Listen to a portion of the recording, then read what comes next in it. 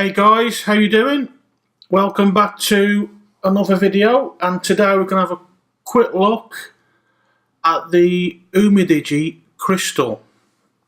Now, as you can see, it's one of these near bezel-less phones, as they call them.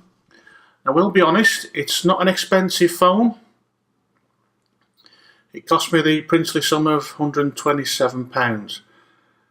Now, as with most things, if you buy cheap, you don't really get what you wanted, so to speak. There's obviously compromises, but let's just have a quick look around the phone. So the screen is a 5.5-inch LCD screen. Very little bezels around the side, but you do have quite a big chin at the bottom. Now at the bottom, if you can see it, houses the selfie camera. Okay. Now around the back, you've got a dual camera, and we'll get on that in a little while. You've got a fingerprint sensor, the flashlight, bit of branding on the bottom. We've got USB Type-C, which is great. We have a speaker grill and the mic. And at the very top there, if you can just see it, the earphone, and I believe this one here, let me just get my finger near it, just see it there, yeah, I think that's a light sensor, and there's your headphone jack. On the side you've got your power, volume up and down, and that side's completely blank. Okay folks, so just have a quick look at the box. I'm not really going to show you what's in the box because it was a bit unremarkable. You had a power lead, a power adapter, which is nothing to write home about if I'm being honest, and you did get a case, little case that goes on the back, which is always good, and a spare screen protector. But to be honest, the screen protector that was on it and the spare one is this matte finish, which I can't stand. It just mutes the screen and doesn't look as good. But we do have a few specs which I can read out at the top and get it into focus for you. So the CPU is a MTK 6750T. That's an 8-time Cortex A53 at 1.5 GHz. The system is Android 7. The memory, you've got 4 GB of RAM and 64 GB of onboard storage. It'll take 2 nano SIM cards, or 1 nano and the memory card. 3000 milliamp battery. 5.5 Full HD, so that's 1920 by 1080. Cameras on the back is a 30 megapixel and a 5 megapixel, and on the front is a 5 megapixel, and basically there's all the network bands. All I can say is it does support 4G in the UK, not sure about the USA. So straight into it. I've had a bit of a walk around, and I'll cover the things I don't like first. And the first thing I don't like is the fingerprint sensor. It's working. It's working for me now. It's very hit and miss. It's not. Alright, it's not doing it now. Let's do it. I would say it only works about 70% of the time, and it's in the advertising. It's sort of tagged down as a real fast fingerprint sensor. It's alright, but it's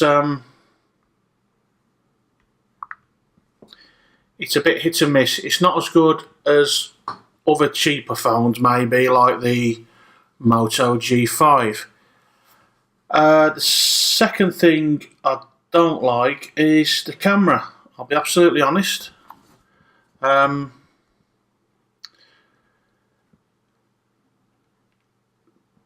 quite a bit of lag with the camera. Let's just take a quick photo.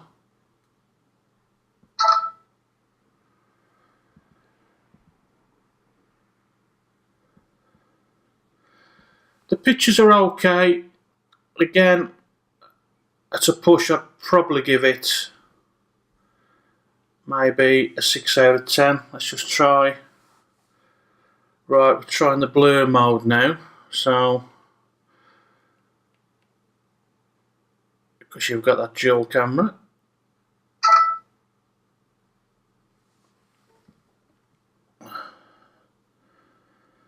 I don't know if you can see, but it tends to just focus as a circle in the middle and blur everything else out. The stuff around the sides is quite blurred, and the inside, it's not really a proper bokeh effect, it's a bit more of a made up one. I've got a feeling the second camera is a bit of a ruse as well, because let's see if we can get into it. So if I cover that camera, that's my finger. If I cover the top one, which I have done, I'll take a photo of this box.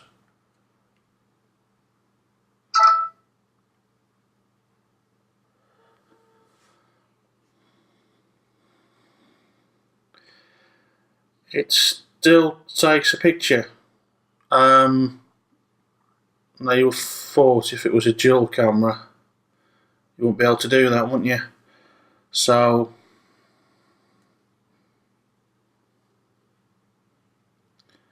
let's zoom all the way in. Yeah, I'm still covering that top camera up. Yeah. So I think that's there you go. I think that that dual camera is a bit of a myth, to be honest.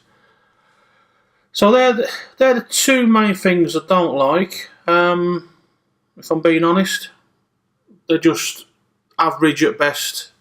But then again, bearing in mind the price point, I suppose it's not too bad. Now, things that I do like the look of the phone. I mean, you can see all the fingerprints on the back. It's glass on the front and back. Obviously glass on the front, you want to be able to see the screen. Glass on the back. Very stylish. I'm guessing that's maybe either plastic or an aluminium frame. Does feel good to hold. No complaints there really. The screen isn't too bad. Let's just see what I'm getting with my fingerprint.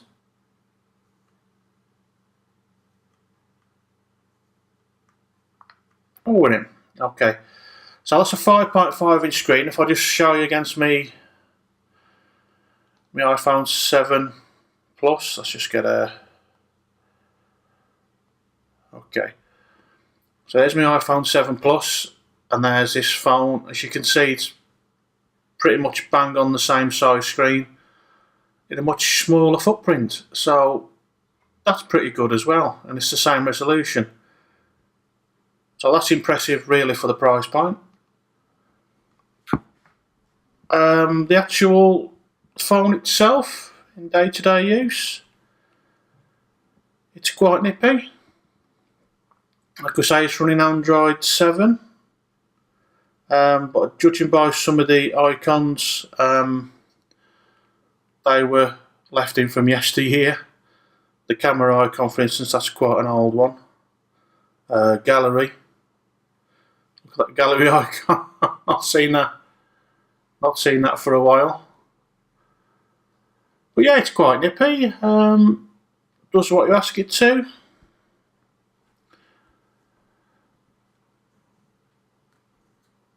So flicks through the apps okay. No major lag. I'll say again, for the price point, not too bad at all. So get onto the screen. Like we say, it's a full HD screen, 1920 by 1080. The colours actually of the actual screen itself is very good. It does sort of lose a bit as you turn the angle a little bit, but again, that's to be expected at this price point. But not too bad at all. I've seen a lot worse on phones around this price point, so that's fairly good. Speaker. Have I got some music?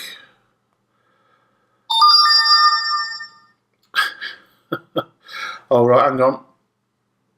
I'm offline apparently. Let's just put that back on. Let's just bear with me while I just grab some music.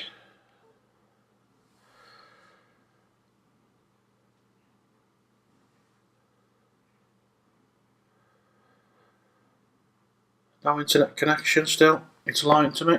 There we go.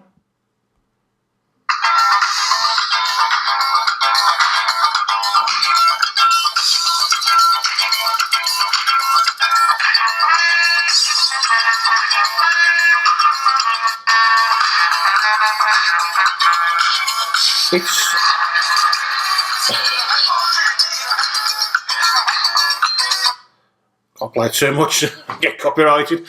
So the speaker's alright. It's quite loud but very tinny. Again, at this price point, what can you expect? Not much more really.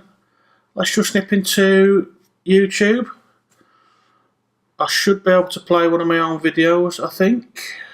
If I can find one. Hang on.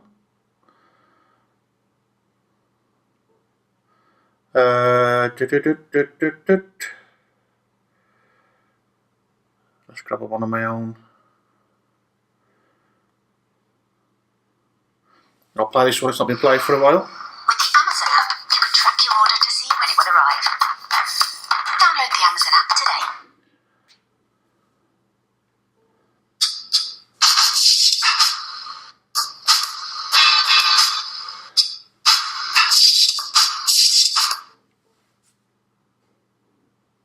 Bit of a holder. Maybe put it on your car dashboard, sticks on. I believe that.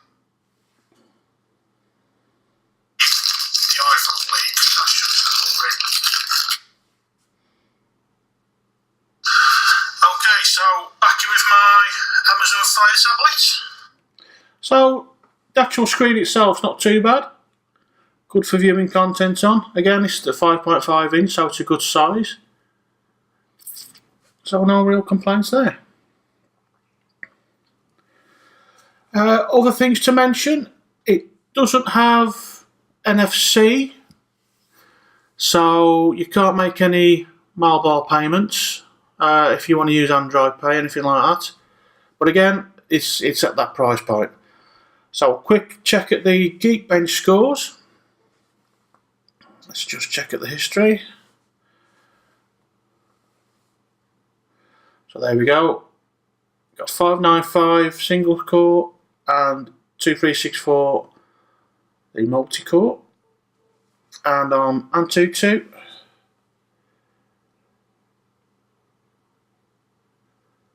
got 40,916. So not brilliant. It should be alright for playing basic games with Angry Birds, Cross Your Road, that sort of thing, maybe Candy Crush.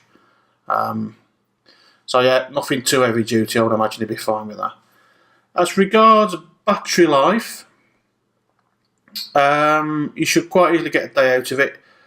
I've had it on standby for about 3 days and it went down from 100% down to about 25%. So yeah, I'm not using it, but you know, I would imagine a full day with pretty moderate use should be quite easily achievable. So there you go, guys. There's my impressions and a quick look at the Umidigi Crystal. I'd love to hear your thoughts and comments down below. As always, please send us a like, it really does help. And please do subscribe if you'd like to see more content. Okay guys, thanks for watching and I'll see you in the next one. Bye for now.